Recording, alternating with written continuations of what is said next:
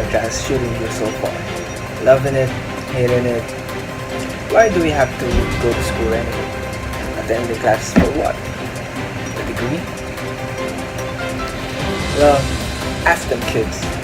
When was the first school in the Philippines began? And how? And who brought it here? Well, that sucks. But anyway, welcome to another episode of Education Through the Years. I am Mark Avendaño, your host for this talk show about 19th century education. There are countless debates on who were the first educators that landed here in the Philippines. Well, can somebody tell me who there are? The Spaniards. Correct. Spain basically took over the Philippines in the 1800s. And only the Spaniards and those with Spanish blood are the only ones who can be admitted to the school. I know, it's unfair, right? So how did Filipinos react towards this humiliation? Well, lucky for us, there's someone here that can answer that. Let's call in our special guest, our very own Filipino educator and historian, Mr. Bacolor.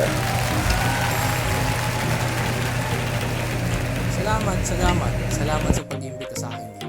Isang karangalan maging parte ng show niyo at makausap kayo, Idol Mark. The pleasure is all mine, Mr. Bacolor. Welcome to the show.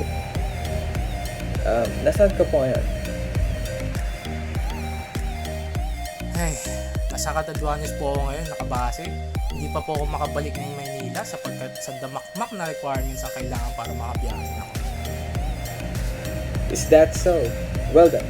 Kamusta naman ang buhay ninyong mga guro ngayong pandemic? Ay naku padre, mahirap pero somehow nakakaraos pa din naman ako. Maski mahirap buhay. Kung ganon, let's get at it. Now, I have a question for you, Mr. Bacolor. Is it true that only people with Spanish blood or Spaniards can be accepted in the early time? If so, why? Yes, sad to say, it's true that only Spanish people are tinatanggap in the early days ng mga iba't ibang kolehiyo at universidad sa Pilipinas. Why, you ask? Because education in the Philippines was the primary responsibility of the Catholic Church brought by the Spanish for nearly 300 years ago up until now. So what you're basically saying is that we had no idea that we had more capabilities if it weren't for the Spaniards? I wouldn't agree on that one because even before the Spaniards came, the Filipinos already have an education system established in. Well, let's see what the third party is gonna say about that.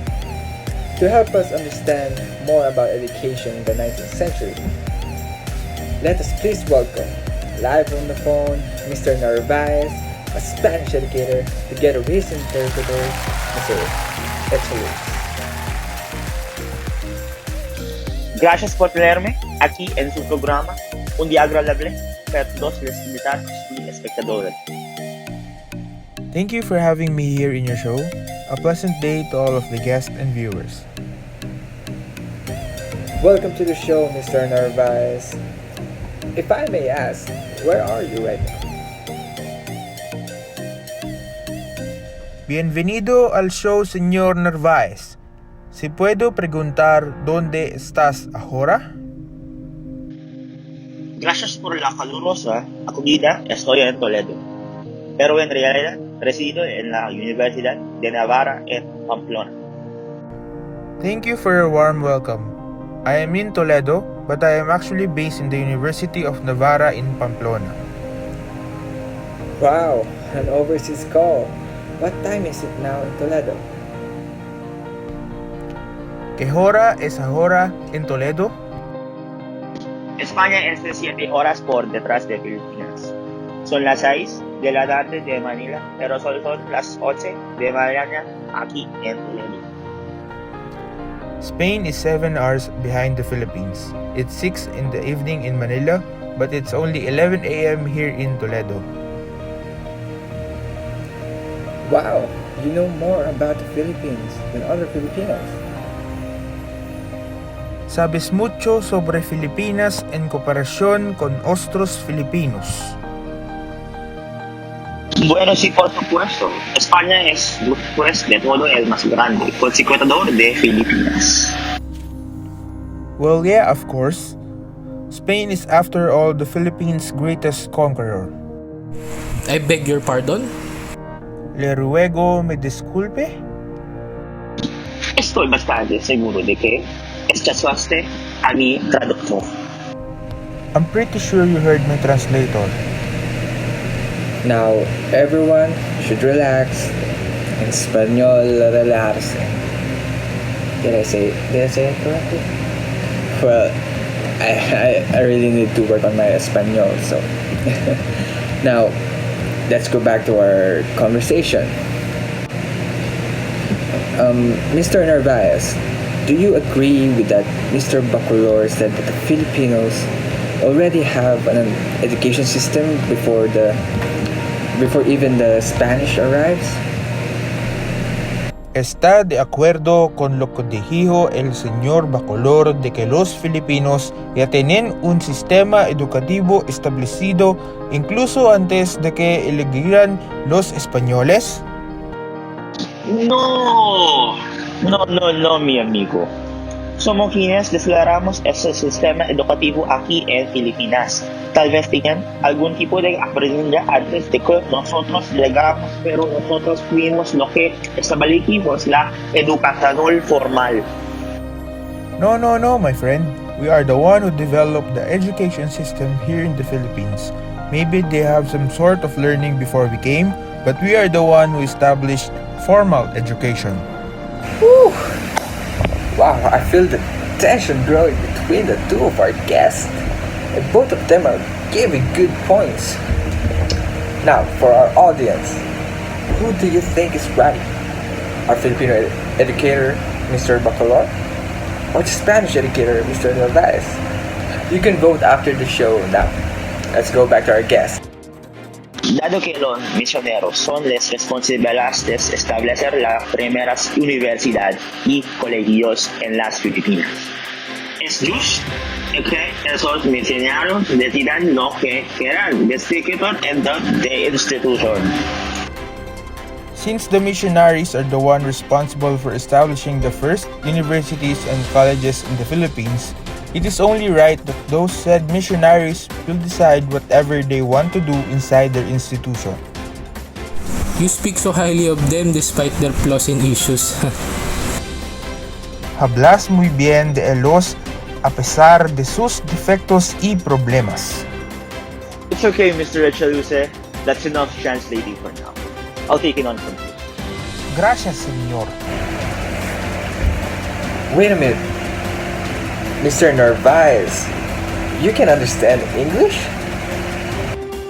They have the right to do whatever they want, Mr. Bong.